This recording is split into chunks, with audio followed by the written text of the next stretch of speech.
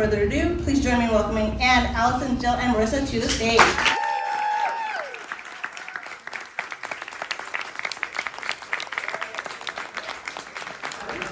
Thank you so much for coming. And thank you especially to our beautiful contributors in the front row. You have a few critic and correspondent for NPR Music. I'm here with some of my best friends, my sisters, my siblings, my people. Marissa Lorusso.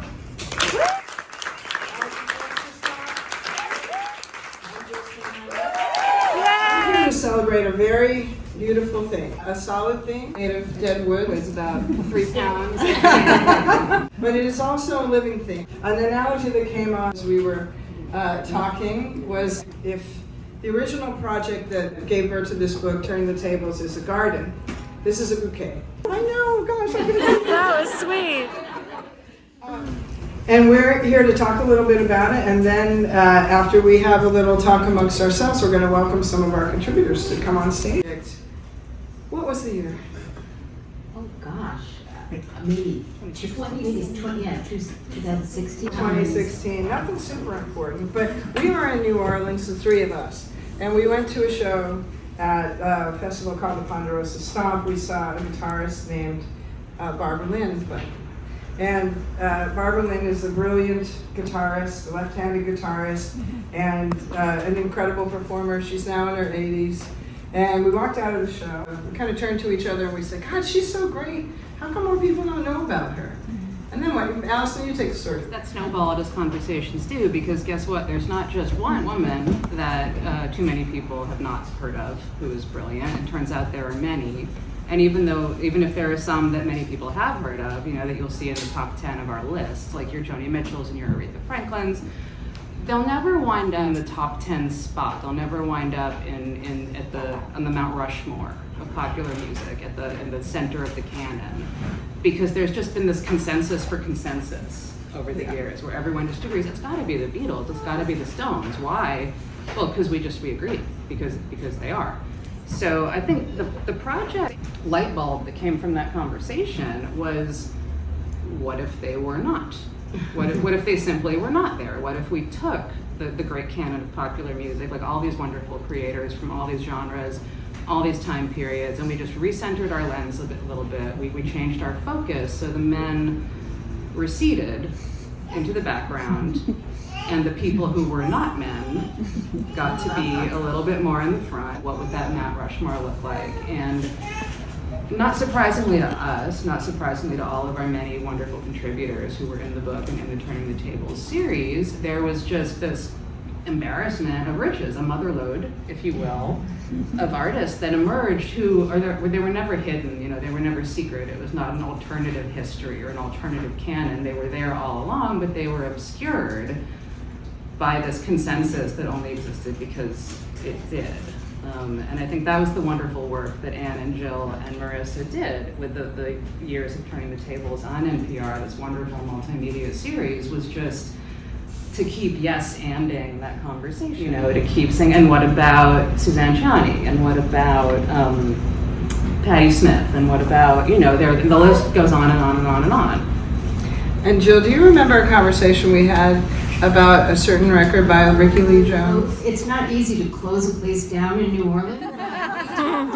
Ricky Lee Jones' album Pirates, such a favorite album of mine. I mean, I think it came out when I was in college, and I had many nights crying in the mirror with my hairbrush as the microphone singing, and then it was kind of a litmus test of, are you cool enough to be my friend? Do you know that album? And it was kind of a great way to kind of make a connection, a sort of a secret connection with other female music lovers. And it's one of those albums where you look at it and you think, well, why is this not like an Exile on Main Street? This has everything. This is storytelling and musicianship and coolness and this like beautiful, vivid cinematic detail, and then her amazing capacity as a band leader, as like a jazz cat. This should be an iconic album. This should be, and it is, but it should be in that top 10. It should. Although, should we share a little behind the scenes knowledge of what Ricky Lee said when she heard it was on the list? Do you remember? why didn't you put my first album on the response of Chicago, where we further had the conversation the following year to NPR Music, and if you could talk about the evolution of that a little. Yeah.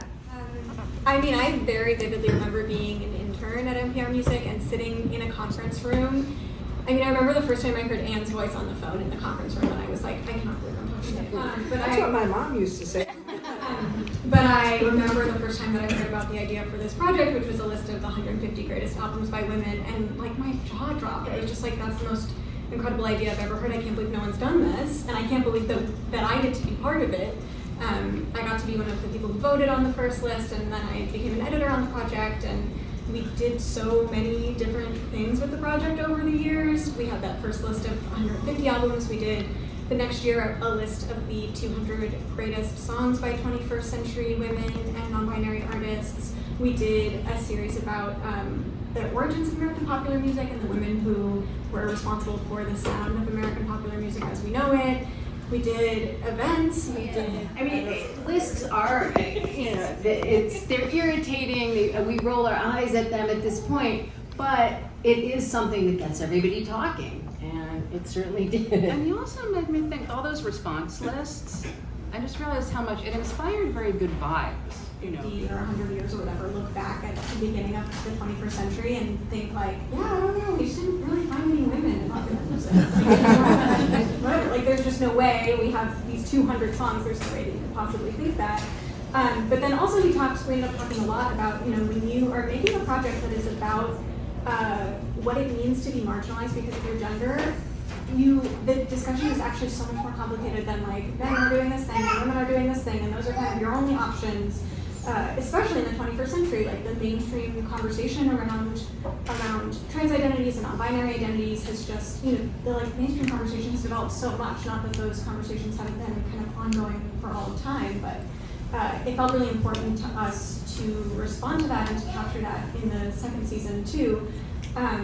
And yeah, I mean, I think we've talked a lot about the ways that we maybe would have done that in more sensitive and more nuanced ways from the get-go, like just to be thinking more complexly about gender. Talking about how this dynamic, interactive project with all these different elements did become the bouquet on the table. Yeah, because it was something that was a really interesting challenge, because the internet was the perfect medium for this kind of project in a lot of ways, like the kind of like high-minded philosophical ones where it's like it never really ends, it's non-linear, it's multiple, it's all of those feminist reasons, and also like very practical technical ones, which the pieces can be very long. They can have embedded video, they can have links, they can have playlists, they can have it's a very dynamic way of covering music that is, it's easier to understand what's going on. So the challenge is sort of making this like finite, static, dead tree version of that project. And I think one of the ways we did it that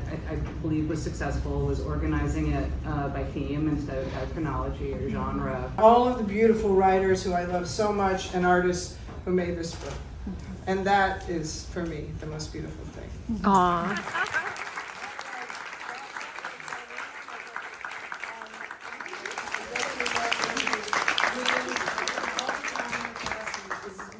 As anyone else, and is my partner in so many things.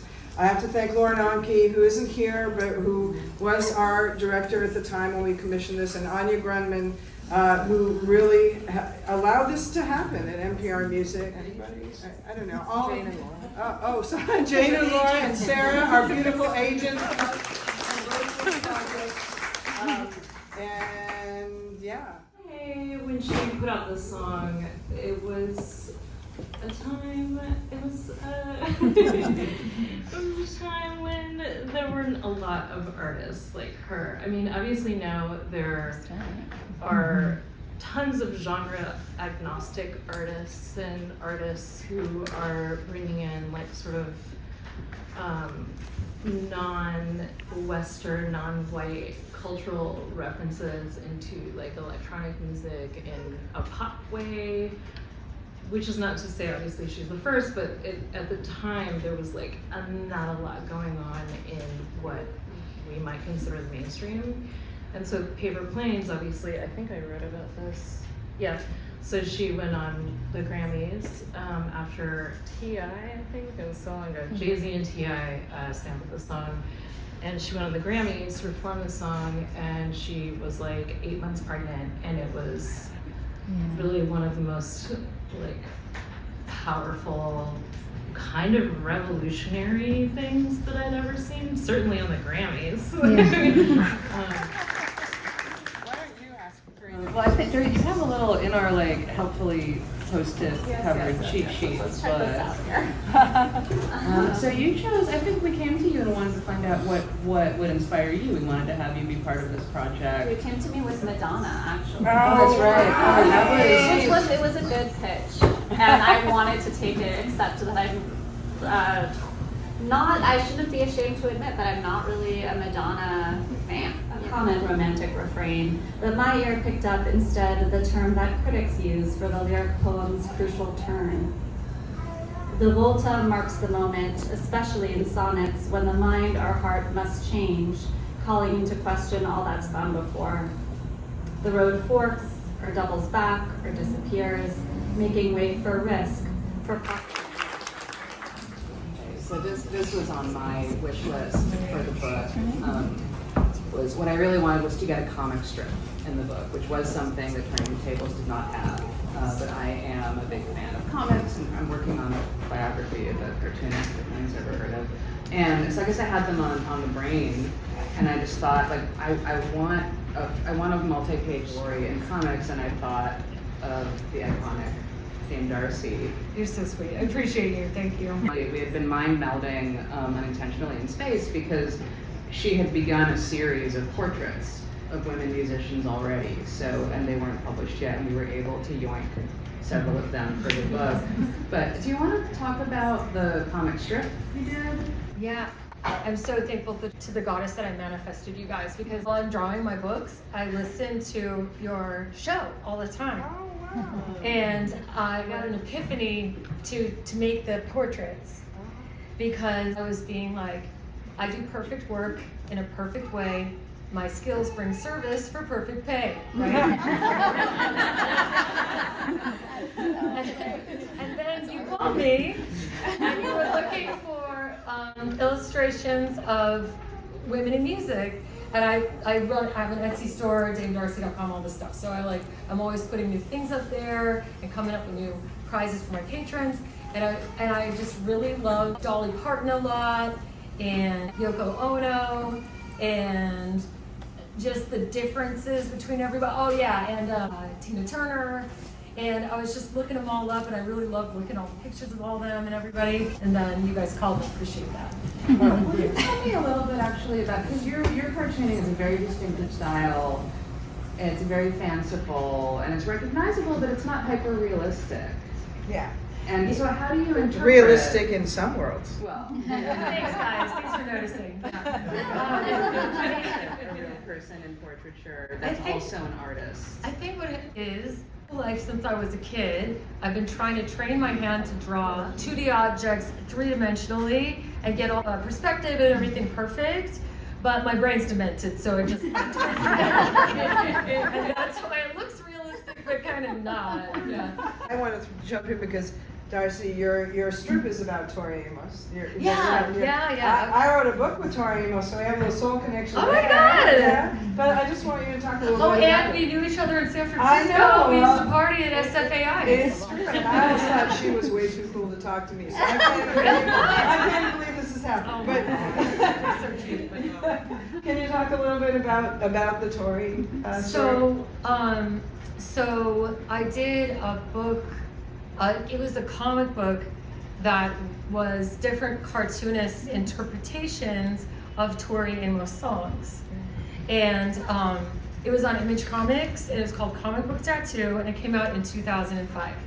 So I picked Pandora's Aquarium because my friend Pandora was an old friend of mine, and we did the mermaid parade and stuff together. And so she had this mermaid costume, but my friend Pandora died that year. It was just interesting to me that the timing to do something for her memory, and I always liked that song. I had other friends that knew her, and those friends were people that were more in comics, and so they called me to pick one, and I picked that one, and when I drew it, her daughter at the time, who was 9, thought that one was her favorite one, and it's because I put like mermaids and unicorns and just all the fairy tale stuff. I tried to make it really cute, but it was also kind of creepy because, you know, it's Torio's songs. Yeah. You guys asked me if I know any celebrity music, and of course I know Courtney Love. Of course, it's a thing. But then, I liked the story you told about Tori too. Yeah. I just thought that was very touching. it's sweeter. And it resonated with. It's not drama, and she's so sweet, and she's just so pretty and sweet, and the poetry and the like worlds that she evokes with her music has always been really perfect. Yeah. And I did like a montage with her and her piano, and then my friend who was in the circus, and then also about how it blended with her story, mermaids, and put it all together. Also, that time, I had the honor of signing at the same book table at the San Diego Comic-Con when the Tori thing came out too. So I got to meet Tori in person, which was amazing. And we've kind of been in touch ever since, but not like a whole lot or anything, because I guess I'm not as cool anymore. Well, I know Marissa. Darcy, thank you so much for being here. Thanks, guys. Yeah, there was a blackout in Savannah, and I flew here when there was no power. Put my lipstick on with a flashlight to say hi. Around the work for in the early to mid 2000s, where there's so little representation of women. There's more now, but at the time, she was such an anomaly in that scene. And even though my piece isn't like memoir or anything, that's also like the music scene that I've formed myself in, and really like shaped me, made me want to be a music journalist the same way it made her want to be a musician. So I always felt really connected to the Williams story. Until I saw a Paramore play, so there's something as specific as that. I think I quoted Princess Nokia in the original piece, who talked about how Hayley Williams totally changed her life, and but I also just felt like that emo and pop punk in particular feels such a part of the DNA of pop music. Thank you. Incredible podcast that you co-produced, Louder Than a Riot. Yeah, absolutely. Thank you so much for this intro. I am in awe of everything you've created and the space you've created for all of us here. So, Louder Than a Riot was a narrative hip-hop podcast that I helped to co-create and co-host with Arnie Carmichael and a whole bunch of other people. And the second season of Louder Than a Riot was an inquiry into misogynoir and how inherent and pervasive and normalized it is in hip-hop culture. You have the facts and the filings of the case and the allegations, which are rolling and detailed and have kind of spelled the demise of Puffy or Diddy's legacy somewhat. So Karen had one of the most popular pieces we published in this series, which is about Indigo Girls. And it really is kind of like a little emotional about it. By the way, hello. This was a life dream for you to write this piece. Everyone for giving it life. Like every young lesbian of the 90s, I was into the industry. My understanding and experience of sex with myself. And actually, it was interesting because I think you all reached out to me at the very beginning of 2020. Yeah. So it was around February 2020, and I said, you know what, I want to write the piece that you're commissioning for me about the Indigo Girls. And it just so happened that in that sphere of time, some of you may recall, they began to do these concerts right as lockdown began on Facebook. And they were live streaming on Facebook. They broke the internet essentially. Yeah. And so having already decided I was going to write about the Indigo Girls, it was fascinating for me to see all the different people come out of the woodwork to join that live stream and to understand that beyond my lesbianic perspective, people like Sander Gilman, the German theorist, logged on to watch the piece. Of course, I've heard a lot from people all over the world, a lot of cis straight guys who have very much wanted to express how like they tapped into some register of emotionality or some way of getting through their grief. That was the kind of impetus to write that book and to tell stories that extended out from that Karen to also other Karen carpenters and Philippines people who in their trade and profession as musicians know how to sing in that voice. And you've also recently written about this concept of normcore. Norm porn. Norm porn. Norm porn is about these cry-along dramedies on primetime television, Parenthood, This Is Us, things like Gilmore Girls, 30-something. Artist, and it is Palante by Hooray for the Riff Raff. That is one of my favorite songs of all time, and still a song that I can find so much history in, the presence of all of the stories in that song, for those of you that know it, and all of the stories that the song captures. The phrase is also the rallying cry for the Young Lords of New York, a very important group in this city's history. And the song actually features a really beautiful interlude of the song Puerto Rican Obituary by Pedro Pietri, not to bring a man into this space. Writing about Latin music when I can. Well, check out her work, Stephanie Fernandez. We are getting close to the time to celebrate it. Deborah, this is the second panel we've shared this weekend. So Deborah, you have a wonderful essay about Celia Cruz. Also, I just want to acknowledge her incredible book, American Diva. How I learned we were Mexican. And talking about listening to Vicky Carr's voice playing on my father's turntable, and how back then, we were the people listening to her in Spanish, and it was playing loud enough for the sheetrock to shake, which meant the neighbors could hear, and the neighbors would know we were Mexican through the sound of a woman's voice, right? And a particularly virtuosic voice. I think that started me on this path. And your auntie? And my great aunt, who was not a musician, but she could carry anything off, right? And certainly did. Thank you for all your help. The staff of Harbor One and NPR helped us get through, and thanks to my siblings up here. Porque está acostumado